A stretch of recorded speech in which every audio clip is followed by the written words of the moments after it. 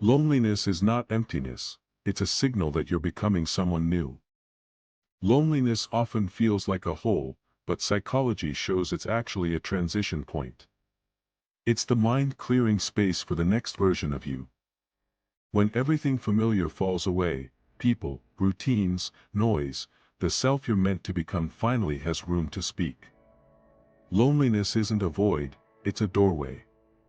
It hurts because growth always begins with shedding.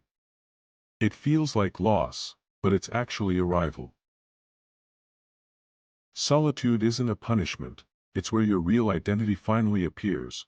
When you're alone, you're no longer performing, pleasing, or adjusting to anyone's expectations.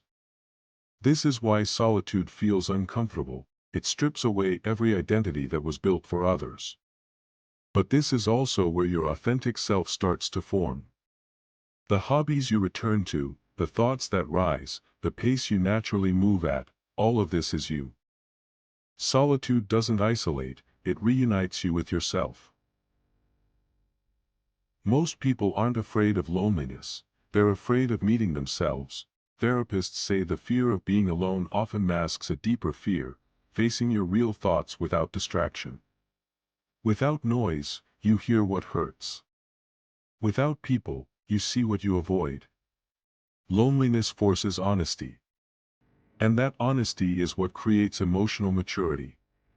When you stop running from yourself, loneliness stops being frightening. You realize you were never scared of being alone, you were scared of being you. Loneliness becomes peace the moment you stop chasing the wrong connections. The most painful part of loneliness isn't the solitude, it's the exhaustion of seeking validation from people who can't meet you where you are. When you stop knocking on closed emotional doors, loneliness shifts. You reclaim energy and dignity. And the silence you feared becomes a sanctuary. Peace doesn't come from more people, it comes from fewer wrong ones. Loneliness heals when you stop begging for belonging. Being alone is not a weakness, it's emotional self-sufficiency in its purest form. Books on emotional resilience say the strongest people are not the most social, they are the ones who can regulate their inner world without external fuel. When you learn to comfort yourself, entertain yourself, motivate yourself, loneliness becomes a superpower. You no longer crumble when someone leaves. You no longer chase to avoid silence. You become whole. And wholeness attracts healthier relationships. Loneliness forces you to build the life you actually want, not the one others approve. When you're alone, every decision becomes yours. What you eat, where you go, what you work on, what you dream about, all of it becomes a mirror of your true desires. Without the influence of partners, friends, or family expectations, you finally see the blueprint of the life you secretly wanted all along. Loneliness pushes you to design a life that reflects you, not anyone else's version of acceptable.